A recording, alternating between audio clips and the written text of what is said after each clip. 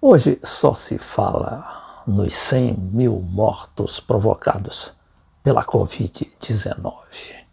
100 mil mortos que mereceram do Congresso Nacional a decretação de luto oficial, ou mesmo ocorrendo com o Supremo Tribunal Federal, diante do silêncio olímpico do Palácio do Planalto de Bolsonaro. Mas eu vou deixar esse assunto para a mídia, que está se ocupando muito bem dele, e vou tentar analisar o que está acontecendo em Beirute com aqueles protestos de rua e que podem resvalar para uma guerra de proporções ainda pouco mensuradas.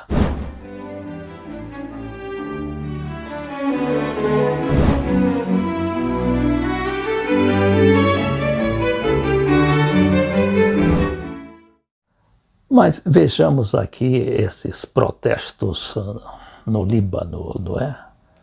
Cuja capital, Beirute, foi atingida por aquela tragédia que matou 165 pessoas e provocou o ferimento em mais de 5 mil pessoas. Só que essa tragédia está sendo explorada politicamente. E explorada justamente por aquelas grandes potências que querem retomar o Líbano sob o seu controle. A gente sabe que o Líbano é hoje uma democracia popular, né, integrada pelas várias forças populares que são representadas no parlamento e que tem o Hezbollah, o chamado Partido de Deus, como uma das forças não dominantes, mas muito influentes no governo, inclusive porque tem o exército próprio, e é um exército de guerreiro, e chegaram a expulsar Israel do sul do Líbano, lá pelo início de 2000. Ora, a gente sabe que Israel é apoiado tanto pela Europa quanto pelos Estados Unidos, e está firmemente com o objetivo de retomar aquela parte que ocupava no sul do Líbano. E aí tem o apoio total dos Estados Unidos e da Europa. Ocorre que o Hezbollah é patrocinado pelo Irã e indiretamente pela Rússia e pela China. Então, se houver algum tipo de conflito ali, né, é claro que isso vai respingar e reverberar tanto na Rússia quanto na China, quanto no Irã, países guerreiros e que estão em pé de guerra, por enquanto comercial, com os Estados Unidos.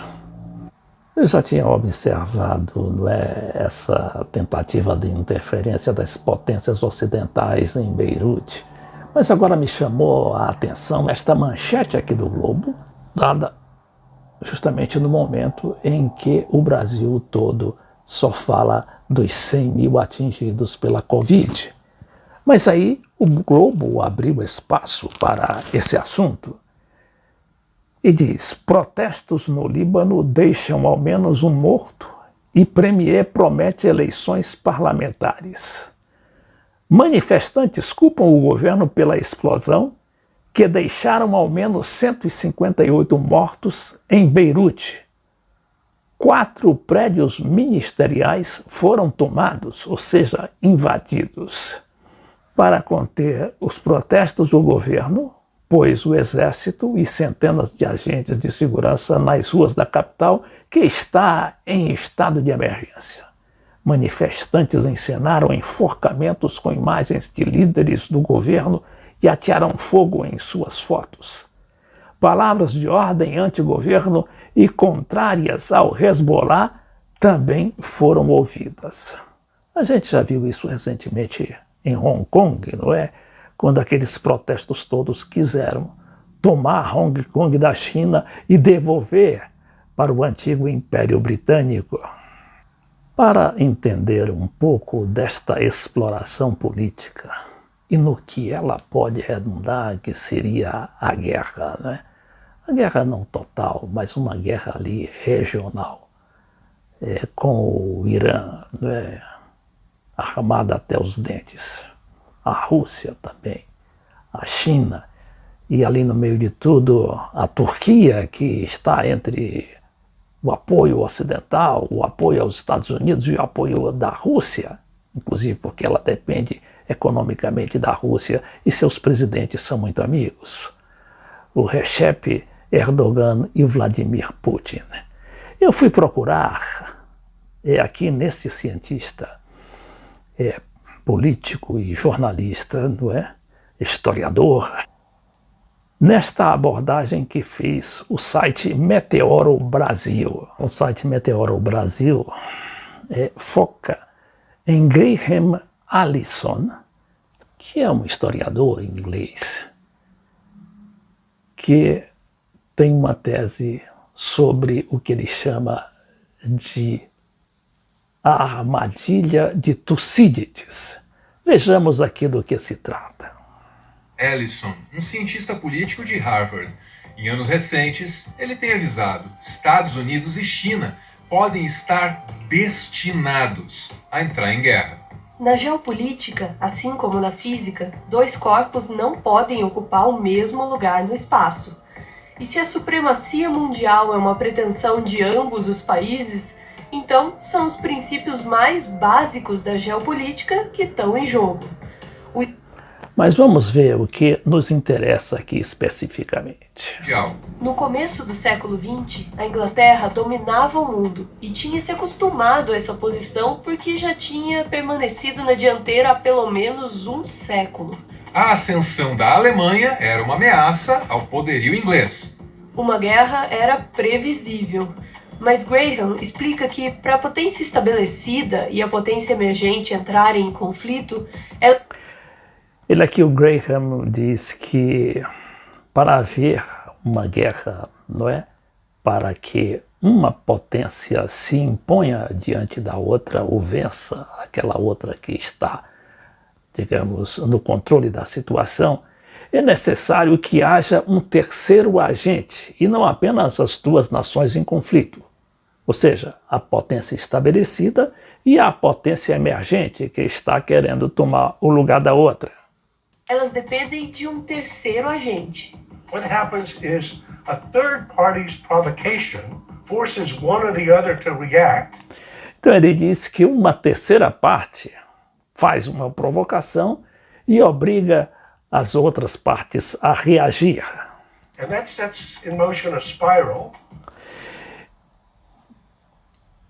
which drags the two somewhere they don't want to go. If that seems crazy, it is.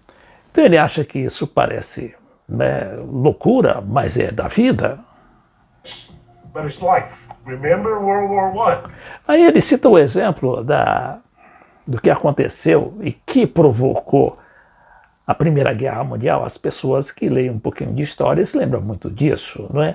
Foi assassinado aquele arquiduque na Sérvia, né, que era um país secundário, como ele diz aqui, mas que aquilo despertou e acabou sendo o pavio para provocar a Primeira Guerra Mundial em 1919.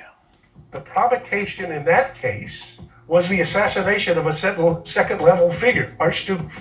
Então ele diz que a provocação, ele não fala nem exploração, fala direto em provocação, que o assassinato do arquiduque, né, que era uma figura ali quase que secundária naquele esquema, mas que provocou a ira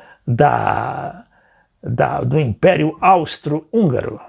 Prince Ferdinand, which then led the Austro-Hungarian Emperor to issue an ultimatum to Serbia. They dragged in the various allies. Então houve aí um ultimato do Império Austro-Húngaro. Em 2 meses, toda a Europa estava em guerra. As observações de Graham sobre a dinâmica entre a potência estabelecida e a potência emergente não se limitam aos 16 casos que resultaram em 12 guerras nos últimos 5 séculos. Mesmo a antiguidade clássica é rica em exemplos. Na Grécia Antiga, Atenas e Esparta foram tragadas para dentro dessa dinâmica entre o poder estabelecido e o emergente. O resultado foi a Guerra do Peloponeso. É bom que a gente fale e explique que o historiador está se referindo ao caso emergente, da potência emergente aqui, a China, diante do poderio dos Estados Unidos. Nesse exemplo, também há a interferência de um terceiro agente político. A cidade de Coríntio cumpriu esse papel, pressionando Esparta a enfrentar Atenas. A história da Guerra do Peloponeso foi registrada por Tucídides, que escreveu: Foi a ascensão de Atenas e o medo que isso causou em Esparta que tornaram a guerra inevitável. É dessa frase de Tucídides que Graham tira o título, a definição da dinâmica entre o poder estabelecido e o poder emergente. Essa dinâmica, que torna a guerra inevitável, é chamada de a armadilha de Tucídides. Então, e aí, qual seria o elemento provocador de hoje? Não é? É um temor que os analistas estão tendo com essa explosão de violência. Em seguida, a explosão que matou mais 165 pessoas e feriu 5.000 pessoas. Que, na verdade, não é a explosão em si, mas a exploração que estão fazendo em torno dela, a exploração política, para justamente obterem dividendos políticos, ou seja, a velha guerra de dominação.